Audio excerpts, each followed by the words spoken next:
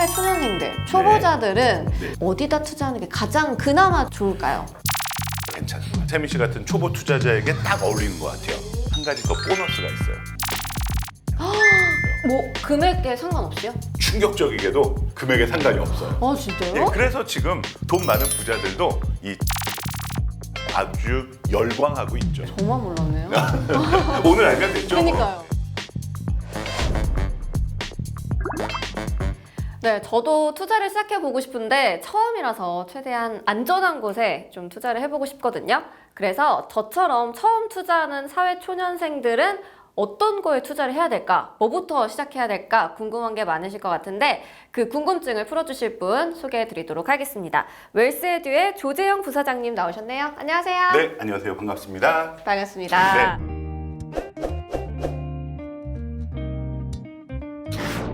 제가 사실 투자하는 게 좀 처음이어가지고 네. 안전한 데다가 투자를 하고 싶거든요. 예. 네, 그래서 누군가는 그러더라고요. 안전자산에 투자를 해봐라 라고 하는데 이게 정말 안전한 건가요?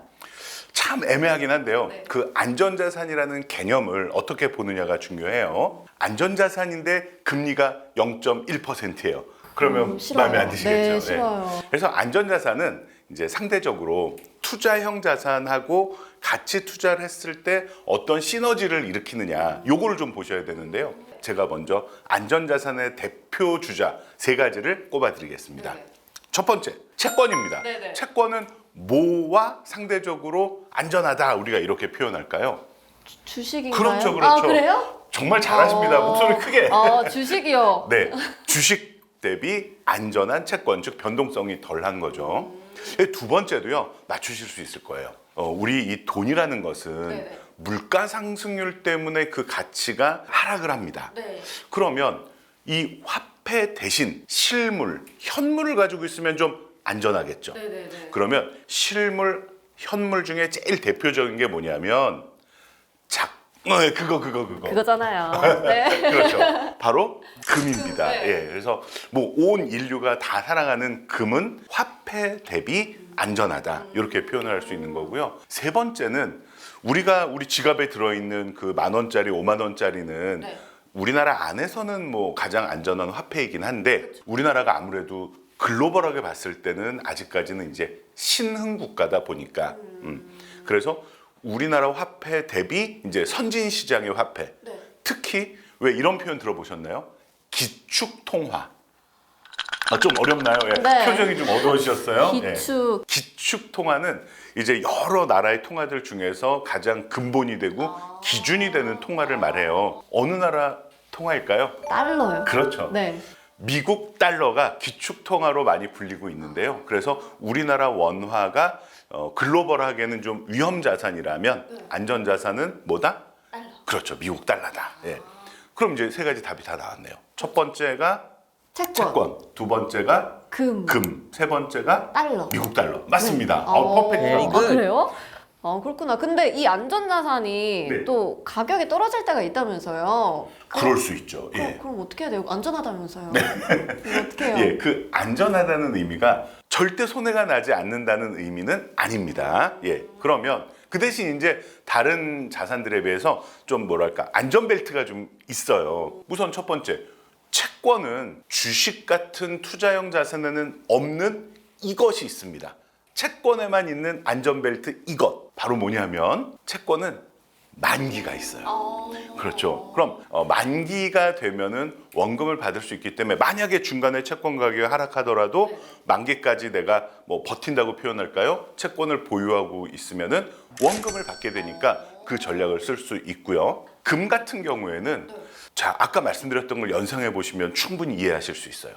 금은 뭐 대비 안전하다고 말씀드렸죠? 화폐 대비. 네. 그러면 화폐 가치가 많이 하락하면 금값은 상대적으로 올라가기 마련이에요. 네네네. 그럼 화폐 가치가 많이 하락한다는 뜻은 물가 상승률 또는 영어로 하면 인플레이션. 그렇죠.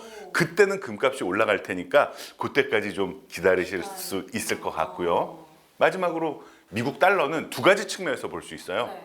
우리나라 원화 대비 달러가 얼만큼 올라갈 수 있을 것이냐. 이거는 우리나라 원화 가치가 하락할 때는 미국 달러가 올라가겠죠. 또 하나가 있어요. 전 세계 각국 나라의 화폐는 누구를 기준으로 가치를 평가하죠?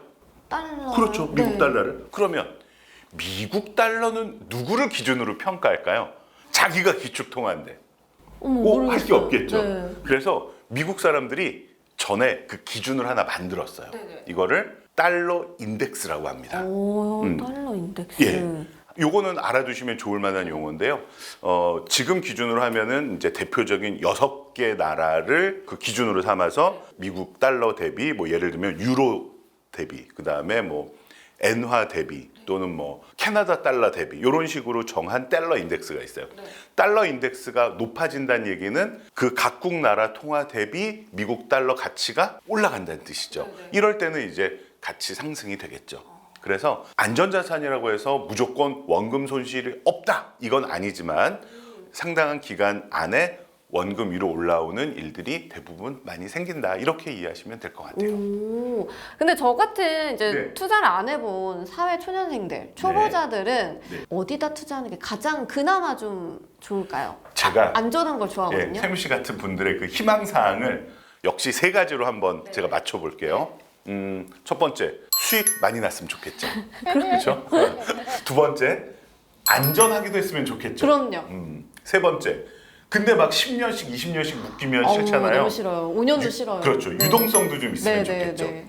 사실 이 3가지를 어느 정도 다 갖춘 안전자산 중에서 초보 투자자에게 어울리는 거 제가 생각해 보니까 국채가 괜찮은 것 같아요. 국채, 네. 국채. 네. 네. 국채 여기서 말하는 국채는 어느 나라 국채일까요? 우리나라인가요? 그렇죠, 그렇죠. 네. 대한민국 정부가 발행한 국채가 세민 씨 같은 초보 투자자에게 딱 어울리는 것 같아요. 그럼 왜 이 3가지를 충족할 수 있는지 하나하나 좀 설명드려 볼게요. 먼저 첫 번째가 뭐였죠? 수익성. 네.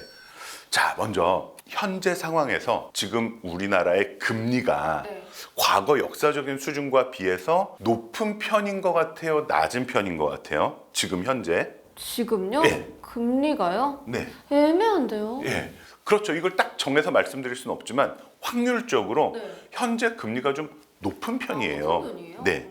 그러니까 기준금리를 기준으로 말씀드리면 지금 우리나라 기준금리가 3.5%거든요. 근데 그 코로나 이전만 해도요. 1% 이렇죠. 1% 밑이었어요. 네네네. 예. 그러니까 지금 굉장히 많이 올라와 있는 상태거든요. 근데 이 원칙을 하나 알아두시면 좋습니다. 금리가 높을 때는 채권 가격이 싼 거예요. 반대로 금리가 낮아지면 채권 가격은 비싸지는 거예요. 네. 그러면 일단 첫 번째 앞으로 우리나라 금리가 내려갈 확률이 높을까요? 더 올라갈 확률이 높을까요? 내려갈 것 같아요. 그렇죠. 그럼 뒤집어서 표현해 줄게요. 채권 가격이 내려갈 확률이 높다는 뜻이에요? 올라갈 확률이 높다는 뜻이에요? 채권 가격 오르죠. 그렇죠. 네. 네, 그러니까 어느 정도 수익성은 확보가 됐다는 얘기죠. 그렇죠? 네, 그래서 첫 번째 수익성은 국채에서 나오는 이자도 중요하고요. 그 국채 가격이 올라가서 내가 취할 수 있는 매매 차익도 중요하고요. 한 가지 더 보너스가 있어요. 채권을 싸게 사서 비싸게 팔면 차익이 생기겠죠. 이제 보통 매매 차익이라고 하는데 이게 비과세예요. 그래요? 세금이 없어요. 뭐 금액에 상관없이요? 충격적이게도 금액에 상관이 없어요. 아 진짜요? 예, 그래서 지금 돈 많은 부자들도 이 채권 투자에 아주 열광하고 있죠. 아 네. 진짜 네네. 저만 몰랐네요. 오늘 알면 됐죠. 그러니까요.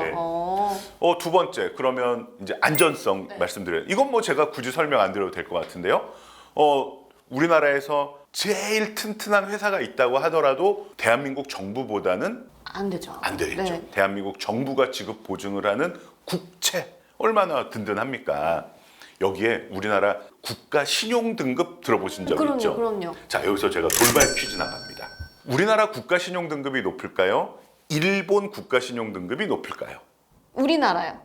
맞습니다. 그래요? 예. 우리나라 국가 신용 등급이 뭐 그 우리가 소위 말하는 3대 국제 신용 평가 회사 S&P, 무디스, 피치 이 3군데에서 평가를 하는데 3군데 모두에서 일본보다 한국이 더 국가 신용 등급이 높습니다. 네. 그러니까 안심이 되시죠? 네, 그래서 안정성도 어느 정도 확보. 이제 마지막으로 유동성. 네.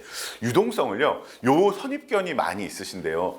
왜 우리 샘미 씨도 학교에서 뭐 주식은 만기가 없이 계속 운영이 되는 거고 채권은 만기가 있다라고 배우셨죠. 오늘 배웠어요. 아, 예. 네. 그러면 채권은 만기까지 가져가야 되겠다라는 선입견이 있으실 수 있는데요. 네. 아니에요. 채권도요. 언제든지 사고 팔 수 있어요. 예. 심지어 주식은 오늘 내가 매도 주문이 체결이 되면 내 거 팔렸다 그러면 다음 날 돈이 들어와요. 네, 알죠. 아시죠? 네, 네. 국채는요. 팔면 그날 돈이 들어와요. 네, 재밌죠? 네. 그냥 국채는 거의 현금과 같아요. 그래서 몇 년짜리 국채다 이거 크게 신경 안 쓰시고요. 내가 팔고 싶을 때 얼마든지 파실 수가 있어요. 증권회사에서. 예. 그래서 이제 세 가지 다 말씀드렸네요. 자, 국채를 추천드린 이유. 첫 번째, 수익성 괜찮다. 특히 요새처럼 금리가 높아서 채권 가격이 쌀 때 사두면은 뭐 앞으로 괜찮을 것 같다. 두 번째, 대한민국 정부가 보증하는 일종의 채무 증서이기 때문에 안전하다. 세 번째, 언제든지 현금화할 수 있다. 네. 만족하십니까? 거기에 보너스도 있었죠. 뭐 네. 매매 차익은 비과세. 비과세다. 근데 얘기만 들으면 너무너무 좋은데 네. 사실 저는 의심이 좀 많거든요. 아, 네네. 근데 우리 초보자분들도 의심이 많아서 투자를 못하는 분도 분명히 있을 거예요. 아, 네네네. 네, 이 국채 투자를 했을 때 네. 뭐 위험한 점이 있거나 네. 그런 게 있을까요? 좋습니다. 예, 아까 말씀드렸다시피 국채가 안전하다고 하지만 언제나 원금이 보장되는 것은 아니라고 말씀드렸죠. 왜요 또? 원금이 보장된다 하셨잖아요. 조건이 있었죠. 네. 언제까지 가지고 있을 때? 만기까지? 그렇죠, 그렇죠. 아. 그래서 내가 국채를 딱 사놨는데 아쉽게도 네. 금리가 또 오르는 거예요. 아이고. 그러면 채권 값은 어떻게 된다고요? 떨어지죠. 내려가요. 네. 그래서 내가 그 내려간 상태에서 팔게 되면 손실을 볼 수도 있어요. 그런데 만기가 예를 들면 내가 3년짜리를 샀다. 그러면 3년 동안 기다리면 이자는 이자대로 받고 만기 때는 원금을 주는 거죠. 그러니까 이제 정리가 되시죠. 아, 네네. 원금 보장은 언제 기준으로 원금 보장해 주는 거다? 만기. 그렇죠. 중간에는 수익이 날 수도 있고 손실을 볼 수도 있다. 물론 뭐 주식만큼 그렇게 크게 왔다 갔다 하지는 않습니다만 그래도 내가 언제든지 팔아도 원금 이상을 확보한다. 그 뜻은 아니라는 거 알아두시기 바랍니다. 오, 네.